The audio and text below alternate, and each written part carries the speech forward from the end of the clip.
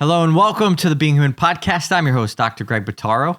Merry Christmas. We're right around that time here, and we're releasing this episode at the end of the year, looking back at everything we've done at Catholic Psych, looking ahead, some sneak previews, and a little bit of teaser here of what's yet to come. And who better to have this conversation with than my own friends and colleagues, the leadership team here at Catholic Psych. We had a big group call, and we were discussing everything we've been through this last year. So many amazing things that we've experienced with you, our audience, our team, our students, our clients even. We've had the summit. We've had all sorts of engagements around the country and lots of shifting that's happened at Catholic Psych. And a lot that you get to hear through the podcast. I make mention of things here and there. But in this episode, we really just kind of talked about all these things directly and really fleshed these things out. And of course, get a bunch of therapists, psychologists, and psychology faculty in a room talking about anything, and it goes deep. So the conversation turns into kind of looking at what we're working on in ourselves personally, the way that this personal work interacts with our professional work and our vocation. And hopefully this is inspiring for you as well. You can hear in this conversation, we don't have it all together. We're not polished. We're not perfect by any means. And we don't always, and actually rarely ever actually know what we're doing. But through relationships, through our friendships, through the collegiality of the work that we do here, God works through that and he brings things together. So we're having a really practical conversation here that I'm really excited to share with you, just about the year in review, like I said, and also looking ahead at what might be coming down the pike. And I think this is going to be an awesome year for Catholic Psych going into 2026. There's a lot happening in growth, and there's a lot happening. Some teasers I'm dropping here about the work with St. John Paul II and some big events that we've got planned, and some exciting things happening. So I hope you enjoy this.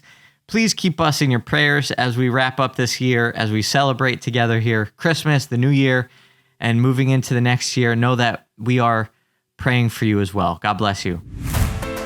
I spent the last 10 years learning how to help people using the best techniques available in psychology integrated with the Catholic faith. Now we've figured out that there's a better way to help people than just slapping a Catholic label on the same secular model of therapy you find anywhere else. The real question is, how will we make this shift to a new model of truly Catholic accompaniment, keeping the psychological sciences in mind while opening up to a more human and more effective approach? This podcast is here to give you the answer. Join me and follow along as I take you behind the scenes of what this new model looks like, using recorded audio from sessions working with my team, with colleagues, and even directly with clients. My name is Dr. Greg Bottaro, and I want to welcome you to the Being Human podcast.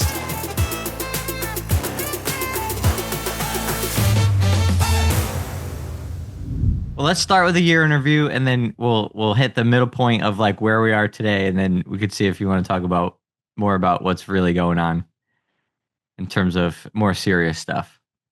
Mm-hmm. Catholic Psych moves so fast that I really am sitting here being like, wait, what were we doing last year? I'm like, no, that was like 2 months ago. Like, let me go back a little bit further. And there's just a lot of very big changes that happen, in sequence. So I'm just trying to literally capture like what has been the felt experience of the last year. Yeah, let me pull up my calendar just to give some actual... If we were working backwards, we were probably planning for the summit this time last year, like just trying to get my beginning marker, right? That's a great thing to talk about. The summit. Mm-hmm. That's kind of a bridge between the year in review and the upcoming year as well. So that definitely is a great topic. Here, let me scroll back far enough. Don't share your calendar screen. It's probably going to give people a panic attack. No, I can't even make sense of my calendar. I have to. Last October, I was at the Duke and Altum Summit in Houston, And then I was at the Franciscan University Mm. conference on gender. Mm-hmm. That was one thing. Conference on man and woman. I have a lot of speaking engagements on my calendar, but I guess it doesn't really necessarily give us direction for Catholic Psych as a whole. What do you guys remember? What's on your calendars? I mean, I was recovering from postpartum. We had a newborn, so I am not going to be of much help. Well, one thing that happened is we all started coming together and started our own process group. We didn't have that before 2025. Yeah. So that's pretty significant for us to meet on a weekly basis, provide therapeutic support to one another, go deep. I think before that, we were all kind of handling all our students and clients on our own for the most part. I mean, we had supervision here and there, but to have that regular cadence of weekly support has been pretty significant for us. Yeah, adding in the group, like group support is, and a regular cadence of group support. We always talk about supervision, how important it is to our model. And we always make sure to prioritize like seeing that all the way through. But the more that we provided it to students and expanded it, it just becomes so clear that that's so essential to the holding of space for people doing this kind of work. And then we were like, why don't we do that? We should add that in for ourselves. Yeah. And that seemed to make the most sense. So it was a cool thing. It was a cool experience of having, like, giving something and then receiving from what we give. You know, it's like by doing something for others, then you see how good it is. And then for us, we decided to start implementing it for ourselves. But I don't think we even realized how good it was to offer that before we started offering it. Mm-hmm. Does that make sense? No, Yeah, Stephanie's looking at me like, what the heck are you talking about? No, I'm thinking about how it took us time to really commit to just having a process group. I was thinking about how like we put into a meeting time every week, but it turned into like 8 million different things to do, you know, like never enough time, Oh, yeah. you know, and then we were like, no, we have to really protect this time. Yeah, and we had to separate out like a practicals meeting. Yeah.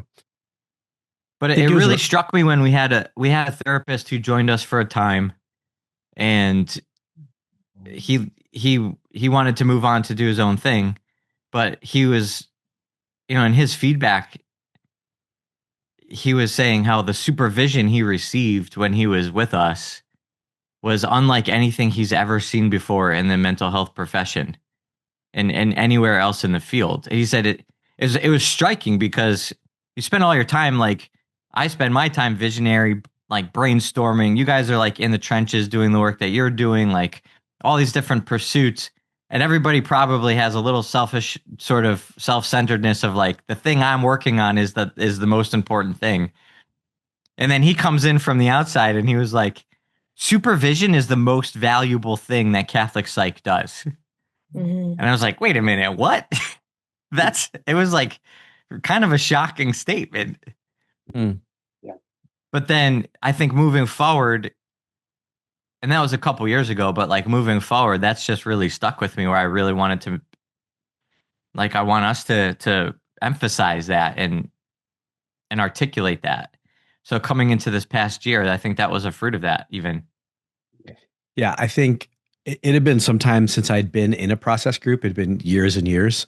And so it was a good reminder of how hard it is to be in a supervision group and how much demand we put on our supervisees to show up week in and week out and not know if this week is the week where we're going to be talking about you and your stuff. And you think you're talking about one thing, 20 minutes later, you're, you know, talking about your family history and crying. And, you know, it just helps you empathize. It helps me empathize with how hard it can be. And of course it's supportive and you need the support, but you need the support in order to work on changing, which is extremely difficult. And so I think it kind of keeps me fresh in terms of empathy for all my students and my supervisees, my partners. And it's hard. You have all the same thoughts that they have that they bring up. And when you're in the facilitator seat, it's easy to just kind of like help them navigate it. But when it's you being worried about, oh no, I talked last week, I don't want to talk again, or I didn't think anything was wrong. I thought everything was fine. My manager parts are working just great. But when you're in a group, as my old supervisor used to say, group is truth. So your own blind spots come to the fore. So it's hard. It's hard to be in a group. It's hard to be supervised. It's hard to be a client. We have high demands on people. We put high demands on people in order to change. And so shout out to everyone that's a recipient. For sure. And I would say too, like, I don't know that we put demands on people so much as we are creating a frame in which people who want to change can actually change. Yeah, that frame puts demands on people. In order to change, it creates demands that you have to step up to. Yeah, it's like, but in a sense, it's, even when you're in the supervisor role, it's almost like its own kind of showing up. It's like here's a person who's really looking for change, and it's now I owe it to the person to be a part of this frame that's going to allow for that change to happen. Like I can't like dilly dally. I can't go in with half-heartedly kind of leaving part of myself out of it. Like I'm going all in now. Yeah, it's like active listening, right? When you're holding space for someone, you can't just sit back and hold space. You have to actively lock in, and be present with people, because at any moment there may be a need for you to step up and say something or direct or call attention to what's happening on a process level. And so even if you're holding space, which is more passive, I think in nature, there's a time to be directive, but we like to lead with indirect style. You still have to be sitting up in your chair. Yeah, show up.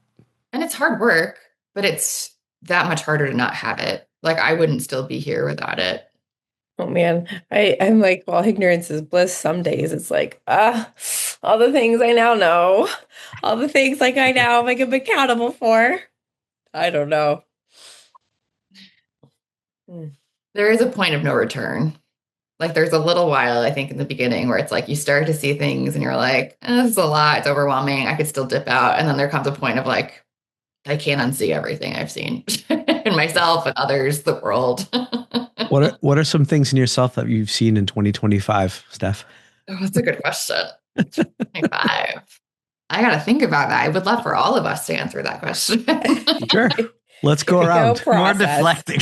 That I've known about for a long time. That's not a new area of self-awareness. That's a good question. It's really hard to explore yourself and bring it up on camera with lots of people listening. I mean, it's not even like a choice. This is total like a firefighter. Talk about parts language. Like it is an unconscious part of me that's like blank. Yes, nothing happened in 2025. I'm good. It makes you feel any better. We're setting ourselves up nicely for a New Year's resolution episode as well. We locate the big problem from 2025 and then work on it for 26. Well, I hope it's relatable for people listening, that it's like all the initiatives, the reflections, the journal prompts, all the motivational stuff about doing the year in review, setting up for a new year, making resolutions. Like it's really, really hard. And when you're like, yeah, I'll get to that. I'll do those resolutions later. I'll think about the year in review. It's like, even when you carve out the time and you have it literally scheduled on the calendar, and then you hit the record button and you're like, this is actually my job I'm showing up for right now. It's hard. Yeah. So like that blankness part that just showed up, Stephanie, it's like, that's how it shows up when you're on camera. But it also shows up when people are like thinking about it on their to-do list, and then they have like 47 other things that are more important to do. Yeah, Steph, I didn't mean to put you on blast. I actually thought to myself, it'd be interesting if we all did, but it just so happened in the moment that you were talking.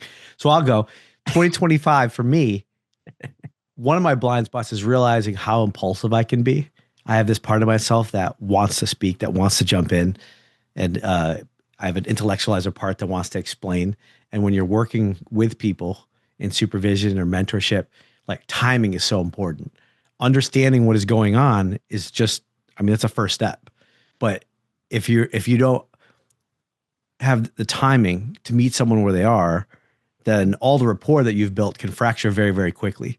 And so I think this is something I learned in group, where I don't get the same feedback when it's one-on-one. You can control a conversation very differently. When you're in a group and there's lots of people that want to speak, I learned how, like when I was mindfully sitting in a group, how often I had to inhibit that part. He always wants to talk. This part always wants to talk. And I realized that I was stepping all over people for a very long time. So that's the power of group. Group is truth. Didn't realize that part was as loud as he was. Is still. But I would say that probably isn't a totally new revelation. It's probably just. For me, it was. No, it wasn't. You've said that for as long as I've known you. I did not know I had an impulsive part. Oh, I didn't know that there was an impulsivity to it. Okay. Explaining things for sure. Yeah, that Okay. I have a teacher part. So this part always thought it was well timed and well balanced. It didn't consider that at all. Just go. That's the problem with the part. It doesn't consider timing in any way, shape, or form. Yeah. You gave me a chance to remember mine, but is there anything else we would like to say about Dr. Brian's impulsivity part that uses impulsive? He has things to say about it. What would you like to say? We're waiting. Go ahead. No, I was teasing. I think he was making a joke. You can go ahead, Stephanie. Also not. Like, That's another part. Yes and no. That's another part I have. They're all friends. My intellectualizer part, my sense of humor defense part, my impulsivity part. They all hang out. I do know you always have something to say, so I wasn't putting it past you.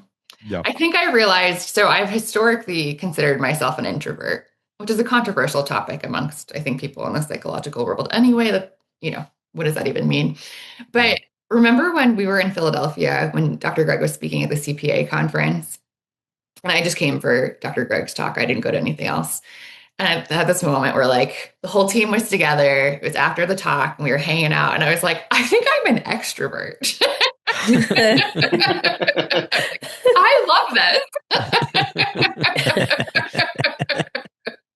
Big news. And I think that over the years, I think I become like just more comfortable with being able to be in a position to be vulnerable and say, I want to hang out with people and connect. And if I get rejected, I get rejected rather than just act like I don't need to hang out with people. I'm with you, Stephanie. I like people. I'm definitely extroverted. At least that part of me is very strong. Yes. I remember that. That was so funny. That was like a new realization. No one else was surprised. Nobody actually. It's like all the post-COVID stuff where we closed offices and just we started this whole new model and everything is remote. And it's like, as beneficial and beautiful as that has been, we've also lost a lot of in-person connection. Which, not to jump around, but looking ahead, I definitely want to make sure that we're doing more of. That was a big part of the summit. It was like being together and then sharing so much more with our community and the people that we knew by name only or email only or, maybe voice, but seeing people together and actually like hanging out. It's like, how tall people really are or My favorite. What kind of sandwich somebody will pick or kind of candy from the candy bar. It's like really cool, just interpersonal dynamics that emerge. Yeah. You can't see that kind of stuff in a digital space. No, and I was thinking about, I've got like Joelle on my speed dial here and she's like feeding me like, okay, this is what we did last year. This is the things. I'm like, what did we do last year? Like I'm in a fog. Like I'm totally frozen right now. Like I can't help Great job, anybody. Joelle. Great job. So shout out to Joelle. But thinking about, I was just thinking about post recovery or COVID post recovery, and then different things we've been doing, not only with us feeling the need to want to meet more.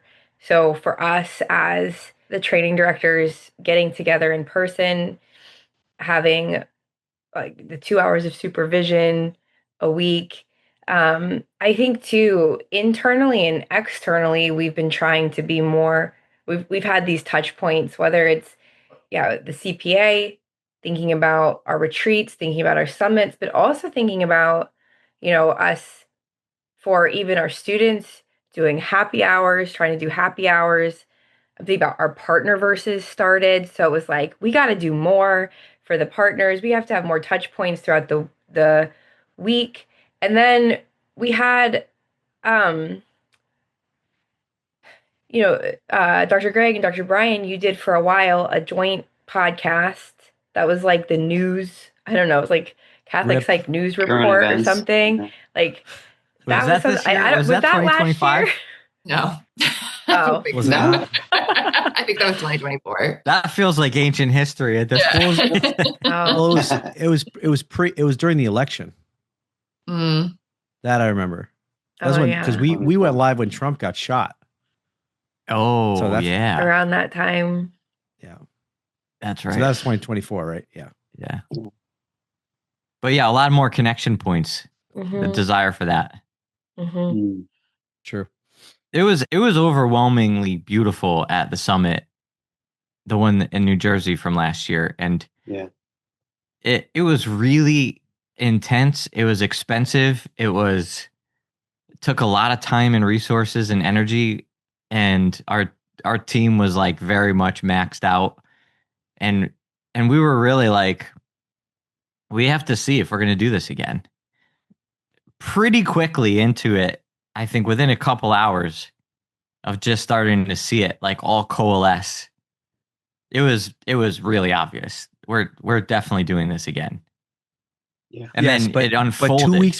But 2 weeks before, leading up in the middle of the grind of preparing, we were like, we're not doing this again. Yeah, I think like 2 days before we were probably still feeling that way. Mhm. Yeah.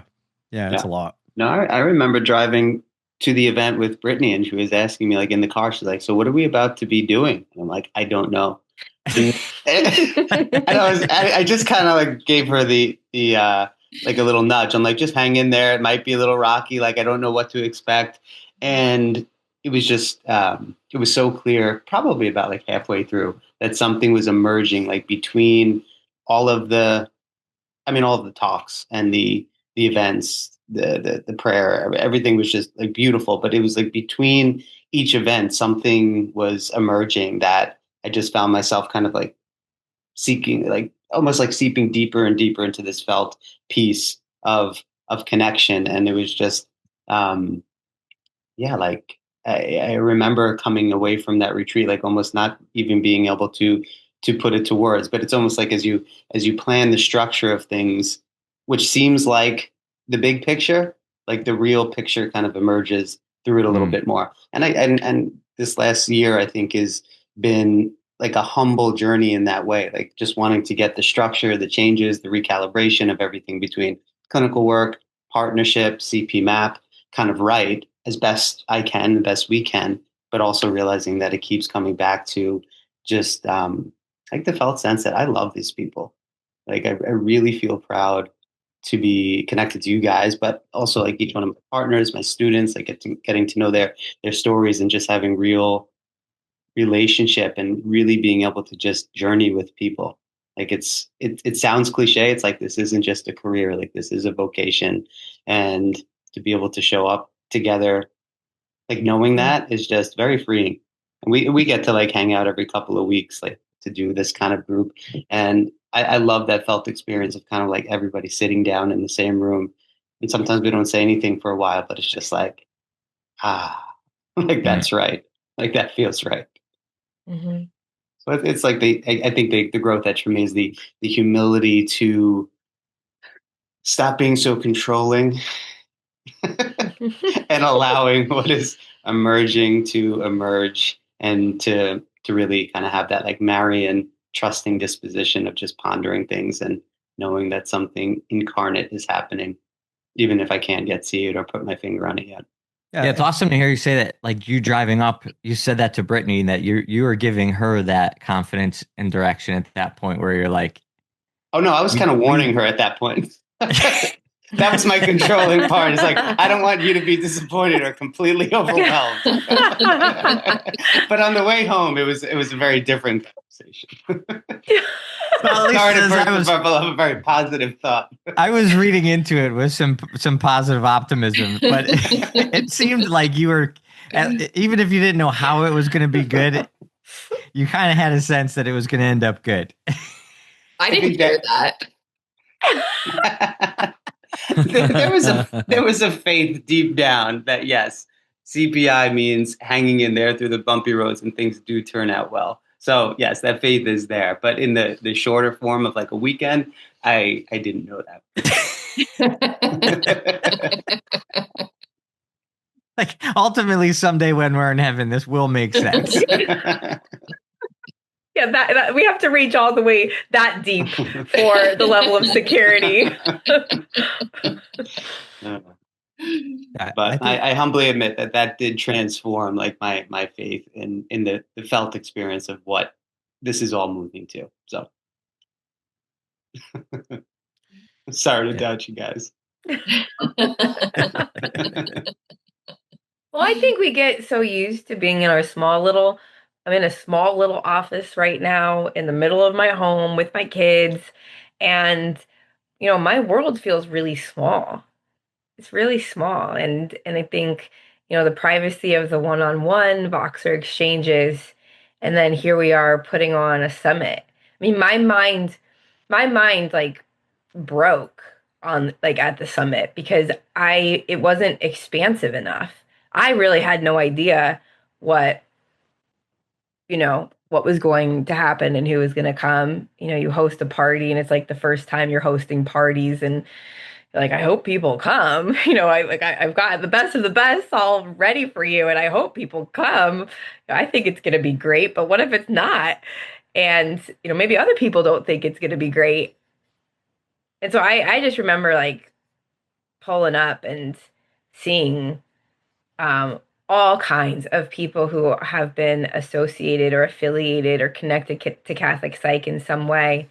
And I remember thinking, I mean, I still feel this very deeply of how amazing it is, to have this sense of it doesn't matter if you're Dr. Greg or you're a student or you're a partner or a past even client or whatever it might be.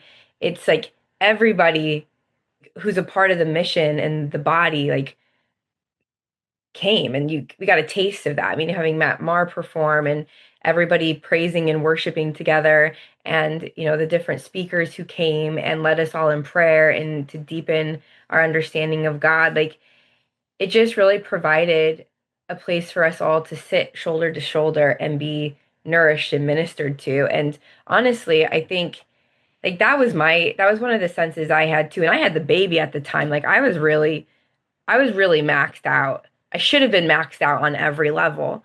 But, between like trying to lead it, trying to run it, trying to be present, like I felt so nourished by it along with everyone else. And so it was just a really amazing experience of just community. So we have to. I walked away being like, "There's no way we're not doing this again."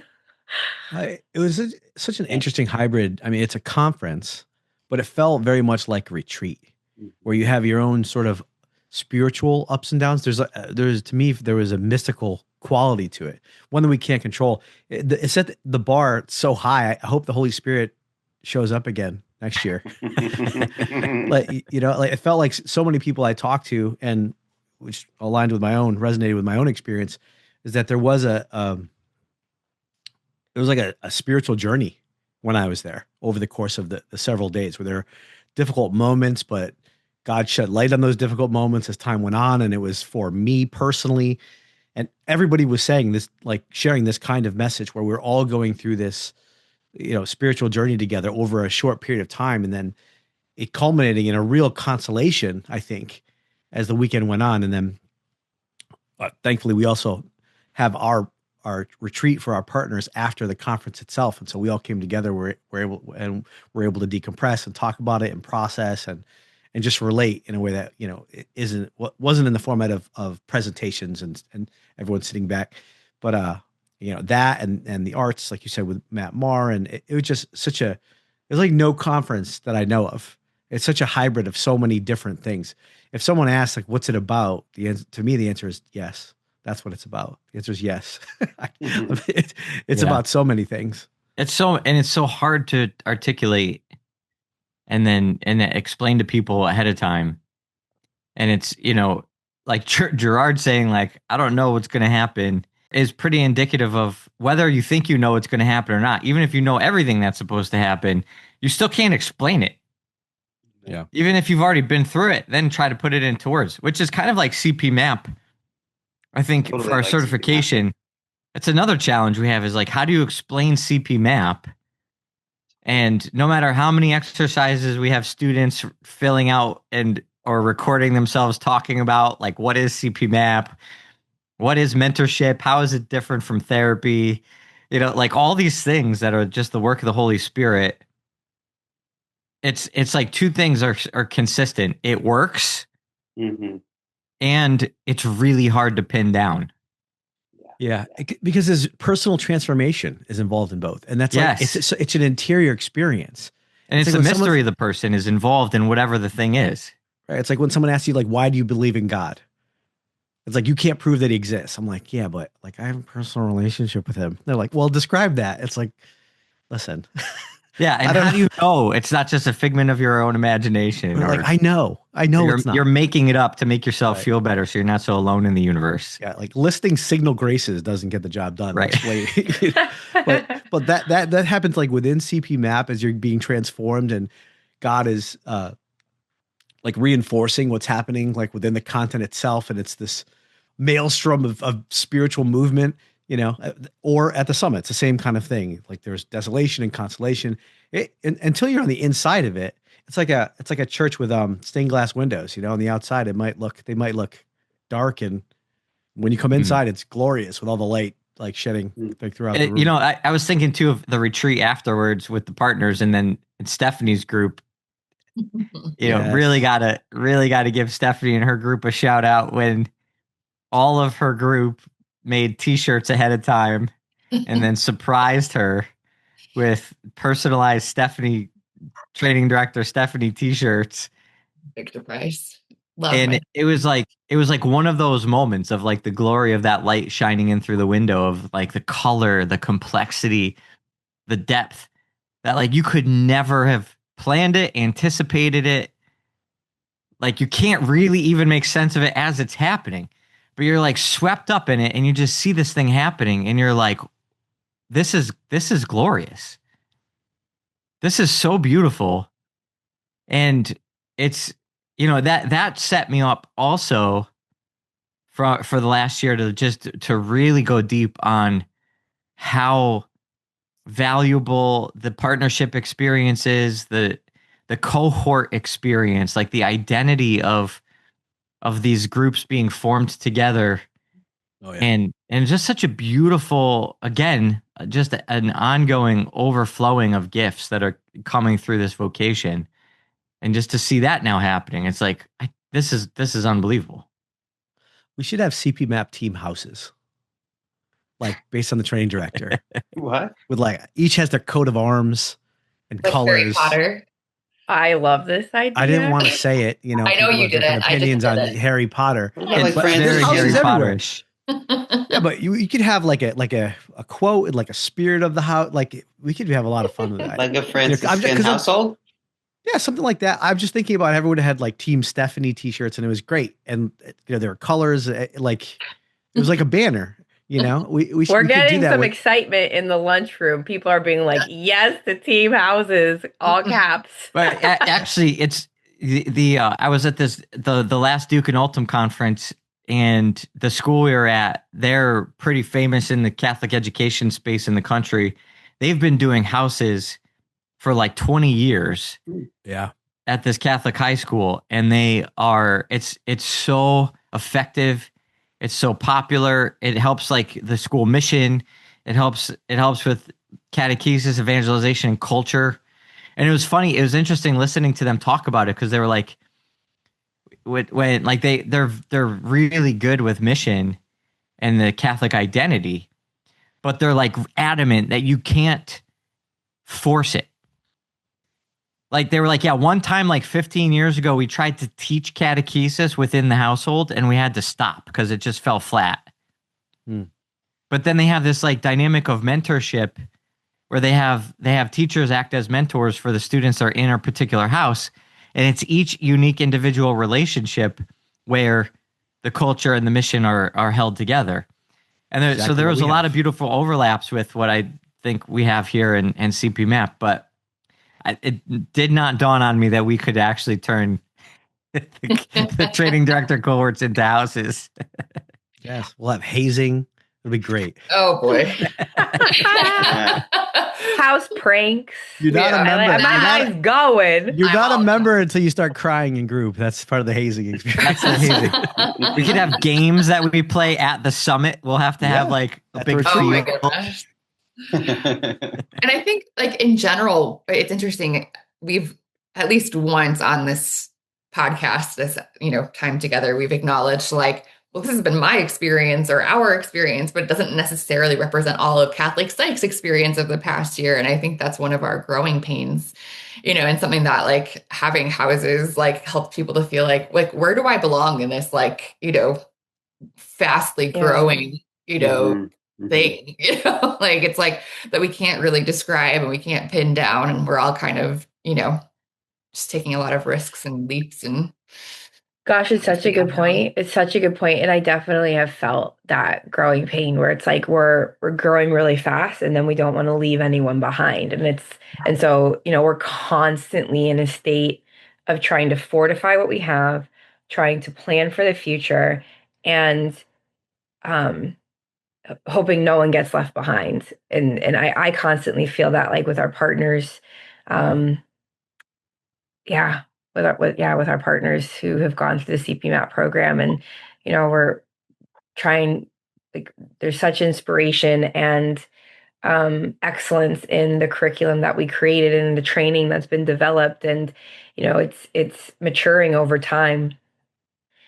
But then it's like, okay, life after this. And, I was thinking too about I had some good teachers, but I don't think I ever thought to make a t-shirt with their face on it and wear that like at any school event. And, just thinking about again, like how remarkable it is, the types of relationships we have with the people we're walking with. Like, this isn't just a job, like this is constantly, and this is love. Like, I'm constantly thinking about the clients that I serve and the students that I have and the partners that are mine to care for. Like, I'm constantly thinking of them all throughout the day, like nearly as much as I'm thinking about my own family. And so I think too, like part of, that growing pain you're mentioning, how that must feel too on the outside of things. And I'd be really curious, anyone listening to this and digesting this, any feedback you have for us, like we always want it. Because we get so driven or head down, looking at the things we're looking at, the things that we can see, and we don't see it all, but we feel it, and we want, like, we were constantly trying to improve, constantly trying to do right by people. Like, it's really upsetting when anyone's disappointed, to be honest, or we're not able to do all things for all people, and which I think is very good. Like, we're not God. So, to have that, to be in touch with our limitation is good, but it's a bunch of people who really love people and want to love people better and better. And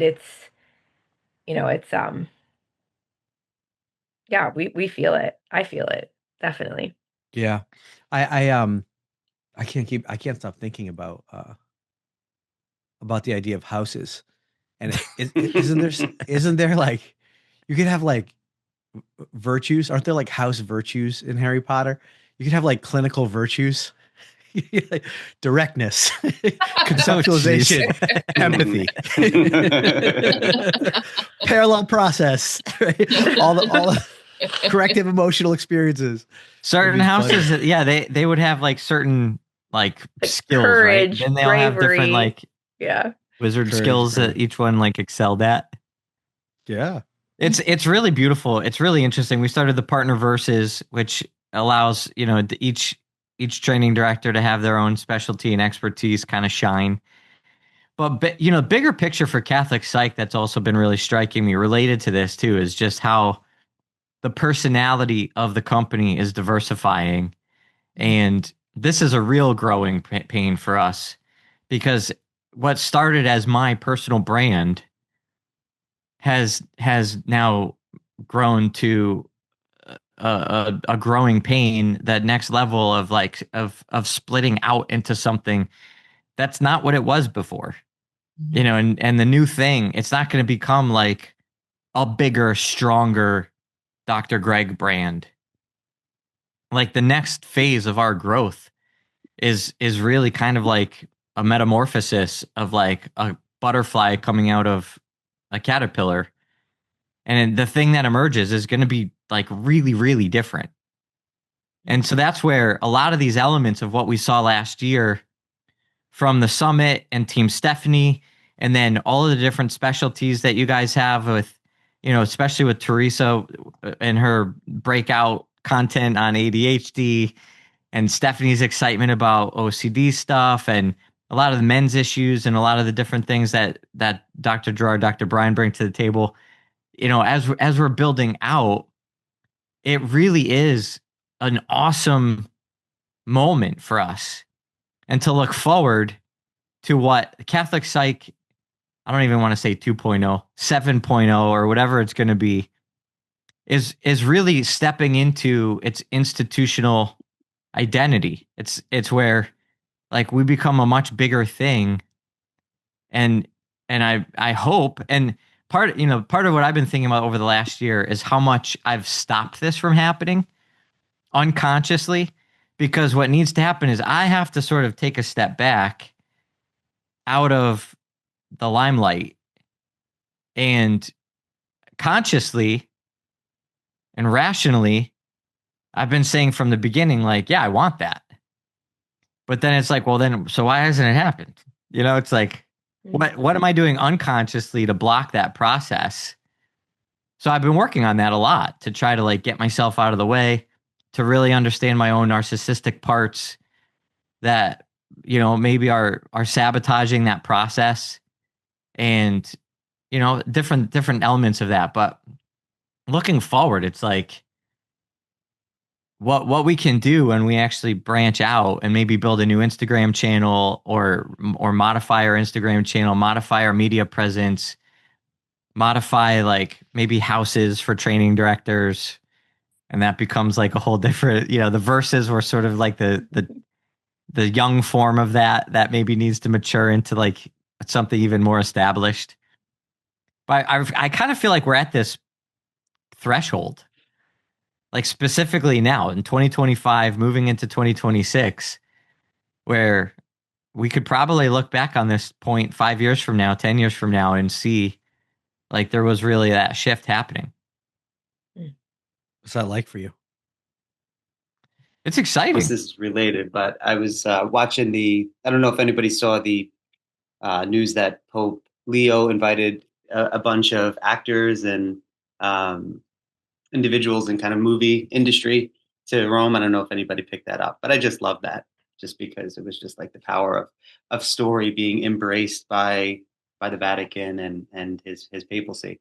Anyway, for whatever reason, I was just drawn to his favorite movies. Two of them had the title Life in them. Life is Beautiful and It's a Beautiful Life, both which are just amazing movies, but that's what he picked. And I was like, what is it about life? Like, these are actually quite difficult movies, you know, on both sides, that wrestle with some, you know, deep and profound topics. And so I think why these movies are just so amazing is because they really do capture life in a way that doesn't like cut away the pain and the suffering of it, but also doesn't cut away the beauty and just the amazing dimensions of it.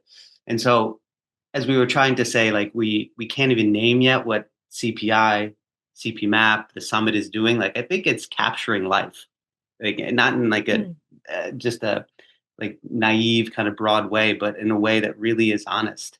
And what's that saying? Is it art imitating life, or life imitating art? Like I really think it's CPMAP is imitating life. Like we're not promising an easy road. We're not promising that it's not going to be brutal and difficult at times in terms of the way you're going to grow and the way you're going to learn. But I feel this as a confidence now, having journeyed through CPI and now CPMAP for a few years. It's like you're going to be so loved. Like you're going to be accompanied and you're going to be journeyed with, and we're going to be celebrating like what is really difficult, but also like really beautiful about life. And like, yeah, it's really amazing to realize that that's kind of what's emerging here. I'm like thinking about this as we're talking. It's like, so what are we doing here? Life. It's just life. Yeah, we're focusing on life. I love all those complexities that you're listing too. And it's like even just art itself, then even like with movies and film, but like, so much of what I've focused on in the podcast and what I've really tried to bring into the brand is the complexities of the both and the collaborations between these seeming polarities where you have like the masculine and the feminine, or the East and the West, or you can have like the rational academic with the artistic and the intuitive. And, I recently did this episode on Our Lady of Guadalupe, and there's this whole other piece of like the indigenous culture that's here. And, the indigenous spirituality that was evangelized we're only scratching the surface on this so far, but it's so representative of a really wonderful integration and collaboration between the indigenous people here in the West were really kind of a similar echo of Eastern culture. Like there's so much more in the sort of intuitive mind, the spirituality of poetry, and the artistic sort of sense of nature and their place in it is really a place in which that's kind of almost more Eastern mindset was actually existing here in the Western world. And so when we bring in, and like Our Lady of Guadalupe is a great culmination herself of how artistic, how symbolic, how metaphorical, like so much of her image actually is. And then also what it represented rationally for evangelization at that time. And it was reason to, move forward with, the bishop was convinced by the roses by the flowers. And then the Indians were convinced by all the imagery that was part of the image. And so anyway, long story short, we're just scratching the surface in the last year.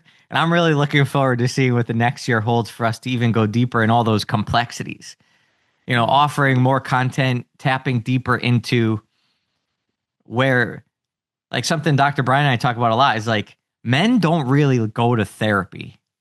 Like, why is that? But it's like, how do we create pathways that make growth and change attractive to men? And it can't be like, come to your therapy session, we're going to have a lot of empathy, or like, whatever it is, that it doesn't really move the needle a whole lot for the majority of men. So just one example. Or we can do more with art, or we could do more with different cultures. We could do more with maybe Catholic Psych mission trips next year. More, thing more with the pilgrimages that we're starting to do. Those kinds of things. Yeah, it's interesting. I think that parallels too the church in general. I remember hearing Pope Benedict talk about how much we can learn from the East, and not to strike a letter from what we believe in terms of theological truth, but there are dimensions, especially culturally, that could round out the church. And I think it's true of Catholic Psych too. and understanding our own psychology. I mean, we dabble in the unconscious and the intuitive anyway. You know, we learn psychology in an academic format, but it's incomplete, isn't it? Learning from books, learning from Lorna Benjamin or Tiber, that you know, how to provide a corrective experience is not the same as being with someone and intuiting your way through helping someone. I often find, I was talking to some students last week, and they were commenting on what was happening in our small group, and they made the comment that, like, what I was doing when I was helping one of my students in the group, like, appeared to be effortless. I was like, oh, it's not effortless. Like, I'm in many ways, as I'm going deeper with someone, I'm feeling my way through. Like, I don't have a plan. There are principles that are guiding me, but I'm in the dark, in fear and trembling, like stepping on sacred ground and not really sure where it's going to go.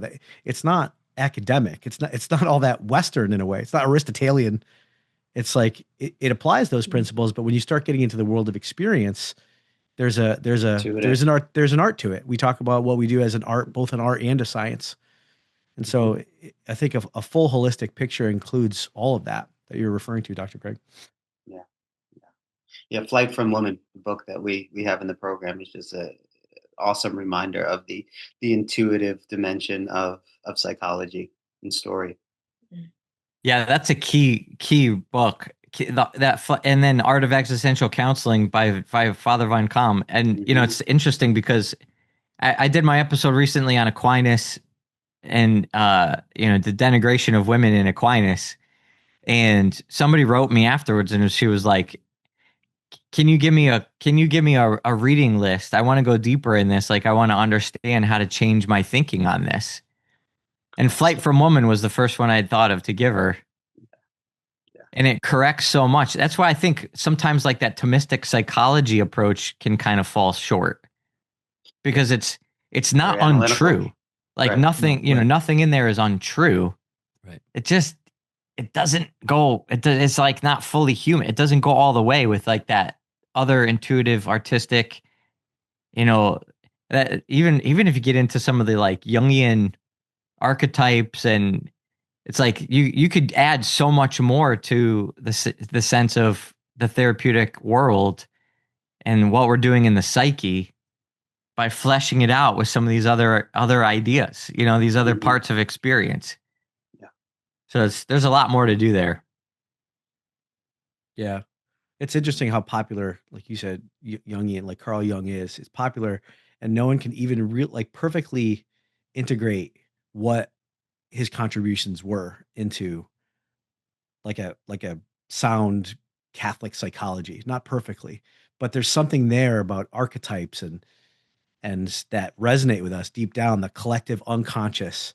How does that play off ideas of like conformity to Christ and the body of Christ, and Jesus being like the wise wisdom figure, the lover, the warrior, and him being like the model of archetypal unconscious themes, and how it's like it's there, it's all in there somewhere, but like I think like pure Western hard logic doesn't quite get at, but people for some reason it still resonates with people. So there's more to explore. Yeah, really interesting. Well, we are also promising talking about the upcoming year. So before we run out of time, let's at least make mention of a couple. Maybe we'll talk about hopes and desires for the next year. Here's a curveball, ad lib improv question for you guys. What do you want to see happen over the next year? Yeah. We know Dr. Brian wants houses. Yeah. I think houses would be a lot of fun. Morale improvement is always a good thing. Well, I think a lot of what we're going to do is going to point to our next summit. You know, I think it's literally built into the name. It's like we're getting our climbing gear ready. You know, we're packing our packs. We're getting enough food. We're finding a guide. We have to climb to the summit, and it's at least, nothing's set in stone yet, but we're looking at the end of next year. So I think a lot is going to build towards that for us. Yes. One thing is going to be very clear. More so than ever before, 2026 is going to be the year of JP2 for Catholic Psych. And the summit which I'm not going to say it's not set in stone, but we are looking at October, and we are looking at Dallas, if I can say that. Woo. We haven't signed a contract yet, but we're looking at Dallas in October. And we are definitely going to be highlighting, celebrating the work of John Paul II, his personalism, his understanding of the human person, and all of the things that he's done to contribute to our work of accompaniment and helping people. One of the things that we're talking about right now, again, not set in stone, but we're sketching out now and starting to put out feelers to doing a pilgrimage to Poland in June in the footsteps of St. John Paul II. So that's a big thing we're moving towards. And you're right. We're like packing up gear, starting to move up. Like the summit will be the crowning end of this journey for this next year. And so I teased giving some teasers. So I want to make sure we at least drop the teasers in this episode and we give people a little something what they might have come for. Besides that, what do you guys just want to happen over the next year?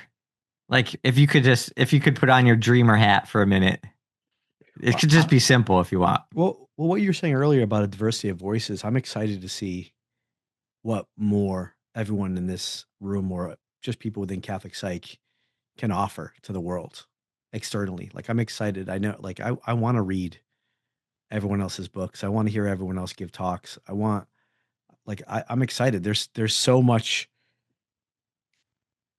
I mean, to put it coldly, like expertise. To put it warmly, it's like insight that the team can contribute. And I'm always fascinated.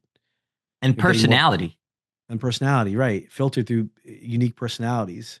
No shortage of that around here. She says with lights on her head. Light bulbs. How come they're not plugged in? Why aren't they going off? I want to see lights. There are different settings. I have them just on. They are lit up. They are. It's just light. You need currently more personality. They can flicker. Oh, I see the green one flickering. Oh, and the yellow, there it goes. Oh yeah. When you say expertise and insight, also, I'm just thinking too, like before you asked how I felt about this threshold of transformation that we're at, and I said excited. I feel excited. I'm like really excited about, like, you guys are really cool people. Like you're really great to know, and you each have such wonderful personalities, and I'm like really excited to see that become more of like what represents the brand of Catholic Psych. And so, yeah, I mean, there's the specialties of like ADHD, scrupulosity, art, narrative, men's issues, but it's you guys actually voicing those things. And then you might just change. You could also change mid-year or something like, I'm tired of ADHD. True to ADHD. Most likely. You might be like, I want to talk about something else now. Be like, great. Yeah.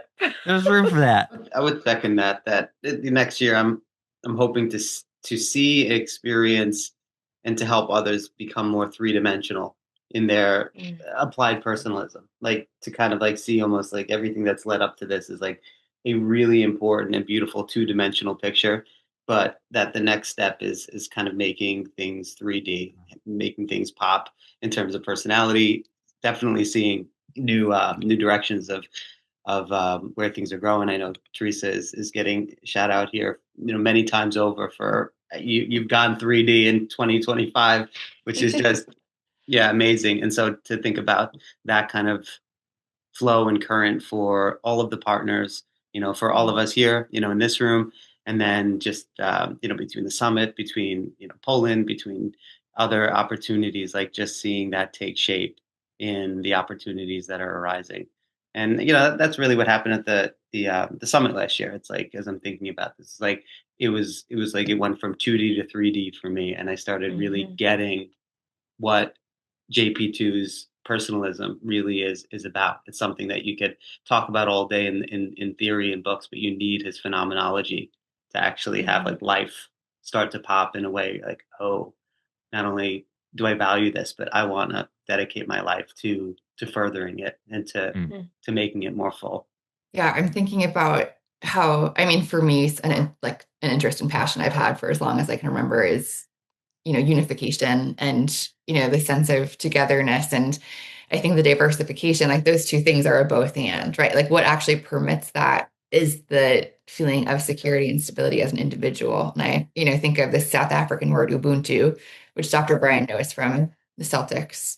And I know going to South Africa, but it's like, no, like every person it's very, very Catholic, very Christian, of like every person, benefits from each person being themselves. We need each other, like we don't need to be threatened by one another being ourselves.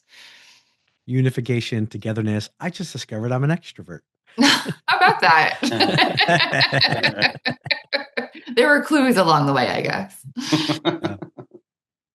I think too, just to piggyback on that, one of the hopes I have for the upcoming year is just greater bridge building. Like I know we have such an excess of richness, and that can really help the world.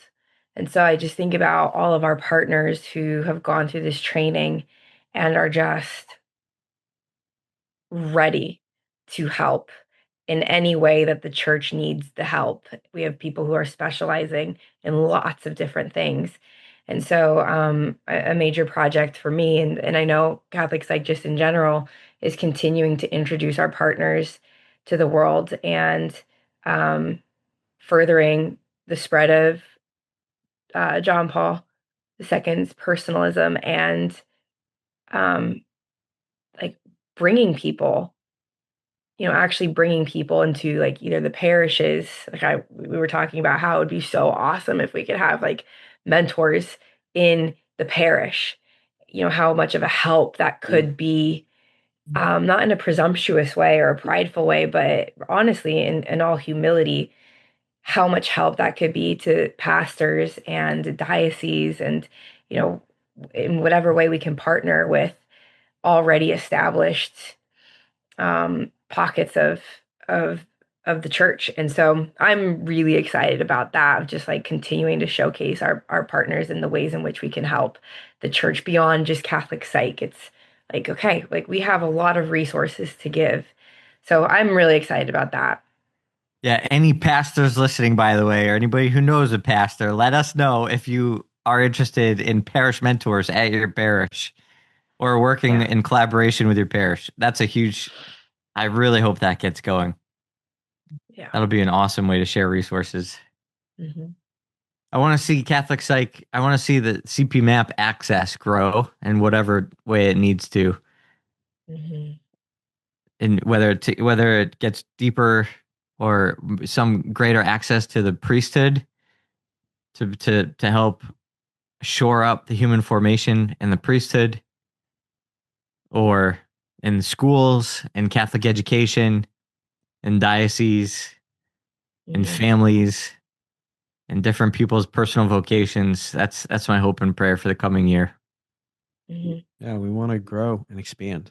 I want us to continue to expand to help more people and to help people help more people. People helping people. Amen. Help me to help you. Help me help you. We're gonna end on a Jerry Maguire quote. Well, Merry Christmas, everybody. Merry Christmas. Merry Christmas. Yeah, Merry Christmas. And to all of our listeners, God bless you all. Thanks for listening to the Being Human podcast. If you've enjoyed this episode and want to help us spread the word and hear more, please head over to iTunes, leave us a review, and subscribe, as it really helps us to get our content out to more people. Be sure to listen next time as I take you deeper into what it means to be human. If you want more free content and information about what we do at the Catholic Psych Institute, head on over to CatholicPsych.com. God bless you.